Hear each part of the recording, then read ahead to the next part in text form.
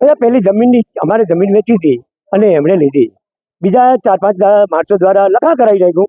લખા કરાવ્યું એટલે કે બોલો કે આનો શું લખત, તો કે 85 લાખ, તો કે 20 લાખ આવેલા અને પાછળ બાકી અમે 3 માસમાં હાલી દઈએ. 3 માસમાં હાલી દઈએ તો અત્યારે 4 વર્ષ ઉપર થઈ ગયું છે તો આપતા નહીં કે. અને બોલે જમીનમાં છાપરાના કબજા જમાઈને બેઠા છે. અહીં પગ ન માનતા ને કે અમે ટાંગા ભાગી નાખી. એ 7-12નું પાનું તો અમારા નામે નીકળે છે, એ તો કોઈ વાંધો નહીં. પણ એ તો અંદર ઓનલાઈનમાં એ તો અરજી મેકી દે કે અહીંયા તમારું આવી જાજો, નહીં તો અમે એક તરફી કેસ ખેંચી લઈશું. તો થઈ જાય, કદાચ એની થઈ જાય. નરેન્દ્રસિંહ નાથુભા ઝાલા અને રાજેન્દ્રસિંહ જયરાજસિંહ ઝાલા એમણે માણસોને મોકલ્યા હતા અને સોદાગર કરાવ્યું હતું અને હવે કંઈ દાદ દેતા નહીં. એ પહેલી હતી 1 એકરને 2 ગુડા, કે અમે અમારા ભાગની 1 એકરને 2 ભાગની અમે આપવાની અમે નક્કી કર્યું છે. 26 ગુટા અમે આપવાનો નિર્ણય લીધો, અમારા બે ભાગનો ભાગ. આજે મોરબી ખાતે વાર્ષિક ઇન્સ્પેક્શન નિમિત્તે તમામ મોરબીના ઉદ્યોગકારો, જેમાં ટાઇલ્સના જુદા જુદા પ્રકારના ઉદ્યોગકારો, ટ્રાન્સપોર્ટ, પેપર મિલ અને ચેમ્બર્સ એન્ડ કોમર્સ, એ તમામ ઉદ્યોગકારો સાથે આજે મિટિંગ કરવામાં આવેલી છે. રાજ્ય સરકાર દ્વારા ગયા વર્ષે ઉદ્યોગકારોની નાણાકીય મુશ્કેલીને સોલ્યુશન લાવવા માટે મોરબી જિલ્લામાં એસઆઈટીની રચના કરવામાં આવેલી હતી. એ એસઆઈટીની છેલ્લા 1 વર્ષ દરમિયાનની કામગીરી આજે સમીક્ષા કરી છે અને ખૂબ જ સંતોષકારક કામગીરી એસઆઈટી દ્વારા કરવામાં આવેલી છે. 38 કરોડના ઉદ્યોગકારોના પૈસા જે ફસાયા હતા એમાં 19 કરોડ રૂપિયા પાછા આવી ગયા છે. એ સાથે સાથે આજે જે મિટિંગ કરી એમાં પણ અમુક લોકોને જે બીજા જિલ્લાઓમાં, બીજા રાજ્યોમાં જે નાણાકીય વ્યવહાર થયેલા હોય અને જે મુશ્કેલી પડતી હોય તો એને વધારે મજબૂત કરવા માટે અમે એસઆઈટીમાં 2 પીઆઈની વધારે નિમણૂક કરશું અને લોકોને જે નાણાકીય મુશ્કેલી છે એ મુશ્કેલીને દૂર કરવા માટે દરરોજ એસપી લેવલ ઉપર એ એસઆઈટીની કામગીરીની સમીક્ષા કરશે અને મોરબી આખા વિશ્વમાં એક ઔદ્યોગિક સુરક્ષિત શહેર તરીકે ગણવામાં આવે છે. મોરબીની જે તાસીર છે એ ઉદ્યોગકારો માટે ખૂબ જ ફ્રેન્ડલી માહોલ ઊભો રાખે છે.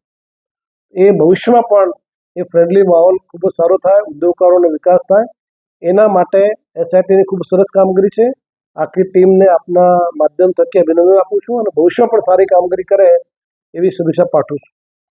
આજે ઉદ્યોગકાર સાથે મિટિંગમાં અમુક જે મોરબીની આજુબાજુ વિસ્તારોમાં જે ટ્રાફિકના મુદ્દાઓ છે, એ મુદ્દાઓ હોય, લોનના મુદ્દા હોય, વ્યાજખોરના મુદ્દા હોય, તમામ મુદ્દાઓ પર ચર્ચા કરવામાં આવેલી છે. આપને ખ્યાલ છે કે રાજ્ય સરકાર દ્વારા છેલ્લા 2 વર્ષ દરમિયાન ખૂબ જ મોટા પ્રમાણમાં વ્યાજખોરો વિરુદ્ધ ઝુંબેશ એ ચાલુ કરવામાં આવેલી અને ખૂબ જ સારા પ્રતિસાદ આખા રાજ્યોમાં મળેલા છે. એમાં પણ મોરબી જિલ્લામાં પણ ખૂબ સરસ કામગીરી વ્યાજખોરો વિરુદ્ધ પોલીસ દ્વારા કરવામાં આવેલી છે. આપને માધ્યમ વતી તમામ પબ્લિકને પણ વિનંતી કરું છું, મોરબી પોલીસ કોઈ પણ વ્યક્તિને કોઈ પણ વ્યાજખોરોની તકલીફ હોય એના માટે 24/7 અમારી સેવા ઉપલબ્ધ છે. કોઈ પણ વ્યક્તિ ગમે ત્યારે આવી કોઈ પણ પ્રકારની વ્યાજખોરો સિવાયની કોઈ રજૂઆત હોય તો પણ અમારા અધિકારી, કર્મચારીઓ પોલીસને મળી અને સમસ્યાનું વર્ણન કરી શકે છે. પોલીસ દ્વારા હું ખાતરી આપું છું કે સમસ્યાનો તાત્કાલિક અને કાયદાકીય રીતે જે પણ શક્ય હોય એને ખૂબ જ ઝડપથી ઉકેલ લાવવામાં પોલીસ દ્વારા કામગીરી કરવામાં આવશે. મોરબીની ક્રાઇમની સ્થિતિ ચેક કરતા અહીંયા ખૂબ જ કાયદા વ્યવસ્થાના ખૂબ જ સારી પરિસ્થિતિ છે. આજે ઉદ્યોગકાર સાથે મિટિંગમાં પણ એ મુદ્દો પર ચર્ચા કરવામાં આવેલી.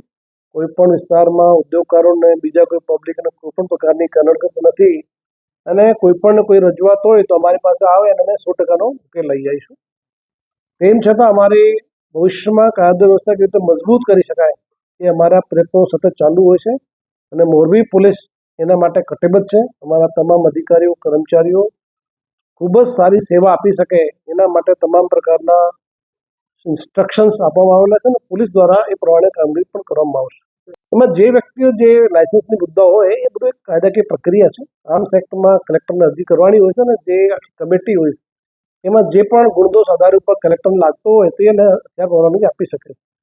તેમ છતાં આપની જે સૂચના આપી છે એમાં જે પણ લોકોને એ હશે એ કેવું તમે એને ફરીથી પ્રયાસ કરશો કે આ લોકોને કોઈ પણ તકલીફ નહીં પડે અને હથિયાર ધારા બીજા કોઈ જે કાયદાની જે પ્રોવિઝન છે એ બધું એક સેટ પ્રોસિજર છે. એ સેટ પ્રોસિજરમાં પણ લોકો ભાગ લઈ શકે છે અને કલેક્ટર સુધી અરજી કરી શકે છે અને જે કલેક્ટર યોગ્ય લાગશે તે હથિયાર આપી શકે છે. વ્યાજખોર વિરુદ્ધમાં અમારી જે ગયા વર્ષે ઝુંબેશ હતી એ દરેક પોલીસ સ્ટેશન વાઇઝ, દરેક જિલ્લા વાઇઝ અને દરેક અલગ અલગ જગ્યાઓ ઉપર લોક સંમેલનનું આયોજન કરી અને સમસ્યાને ડામવા માટે પોલીસ દ્વારા ખૂબ જ પ્રમાણમાં કામગીરી કરવામાં આવી હતી અને અમે જે કાયદાકીય પ્રક્રિયાની સાથે સાથે લોકોમાં જાગૃતતા થાય એના માટે પણ ઝુંબેશ હાથ ધરવામાં આવેલી હતી. આજે સાંજે આ તમામ જે છેલ્લા 1 વર્ષ દરમિયાનની કામગીરીનો એ પોલીસ દ્વારા પ્રેસ નોટ ઇસ્યુ કરવામાં આવશે અને તમામ પ્રકારના લોકોને પણ આપણા મારફતે પણ અપીલ કરવામાં આવશે. દરેક પોલીસ સ્ટેશનોમાં અમે ફરીથી આ કામગીરીમાં વધારે ઝડપી કામગીરી થાય એ પોલીસનો હેલ્પલાઇન નંબર પણ ઇસ્યુ કરશું અને દરેક પોલીસ સ્ટેશનોમાં અધિકારીઓને એ સૂચના પણ આપીશું. કોઈ પણ વ્યક્તિ કોઈ પણ જગ્યાએ કોઈ તકલીફ પડે તો તાત્કાલિક પોલીસનો કોન્ટેક્ટ કરી શકે છે અને પોલીસ દ્વારા કામગીરીમાં ખૂબ જ ઝડપથી અમે કામગીરી હાથ ધરશું. અમારા બધા અરજદારોને સાંભળવામાં આવશે.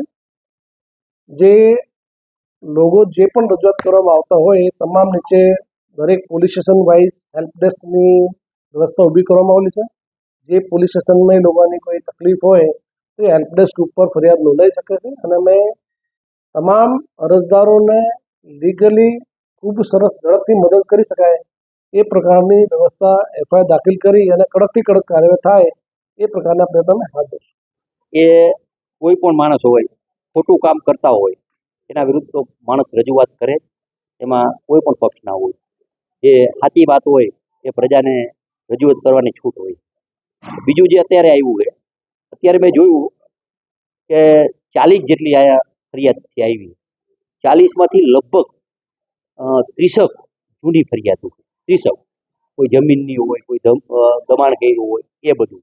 બીજું જે અત્યારે જે ફરિયાદ આવ્યું જાણમાં આવ્યું કે એફઆર ફાઈટી હોય કોઈ અને કોઈએ ચેક નાખ્યા હોય તો એ પણ અત્યારે મને 4 વર્ષ પહેલાનું ધ્યાનમાં આવ્યું 2-3. એટલે મેં અમારા ડીઆઈજી આઈજી સાહેબ ડીએસપીને સૂચના આપી કે આપણે એફઆર ફાઈડી હોય અને કોઈ પણ ચેક નાખતા હોય તો આપણે એને મદદરૂપ, કોર્ટમાં પણ આપણે એને મદદરૂપ થવું જોઈએ કે ભાઈ આ એફઆર નાખ્યા પછી એને ચેક નાખ્યા. એટલે એમાં પણ અમે હેલ્પ કરશી કોઈ પણ માણસને. અત્યારે આજે જે વ્યાજની વાત છે એ વ્યાજ ખોર દબાવવા માટે 2022માં હું ચૂંટાણો ત્યારથી આ ઝુંબેશ ઉપાડી અને અત્યારે લોક દરબાર જે રહીચો એમાં લગભગ 15 જણા જે આવ્યા, જે જૂના કેસ ને કોઈ નવા કેસ, એને અમે પૂરેપૂરી હેલ્પ કરશું. જો બહુ અંગત 5 દીથી હું સોશિયલ મીડિયામાં દઉં છું. આજે ખાધા પીધા વહીને સવારનો 10 વાગ્યાનો આવી ગયો, ખાધા પીધા વહીનાનો. જેને પણ જે કહેવું હોય કહે. હું અમારા સરકારના પ્રતિનિધિ, અમારા પોલીસને અમે દોડે જ છે. તમે આજ નજરે જોયું ઉદ્યોગને બેસાડીને એના પર પ્રશ્ન આવ્યા. જે વાત હતી એ વાત પ્રમાણે અત્યારે અમારા પાસે 40 જણા આવ્યા છે. 40માંથી 20 જમીનવાળા જૂના કોર્ટમાં કેસ હાલતા હોય, કબજા કર્યો, એને પણ ન્યાય મળશે. જૂના છે એને ન્યાય મળશે. એટલે અત્યારે 35 થી 40 રજૂઆત કરવા આવ્યા છે અને મને તો એ જે રજૂઆત કરવા આવ્યા છે એ બચારા એવા માણસ હતા કે એને આપણે હેલ્પ કરવી પડે. અને એમાં મને કહેતા પણ આનંદ થાય કે અત્યારે નવો મુદ્દો આવ્યો, માનો ફરિયાદ કરી હોય અને ચેક નાખ્યો હોય તો એમાં પણ ડિપાર્ટમેન્ટ એને હેલ્પ કરશે.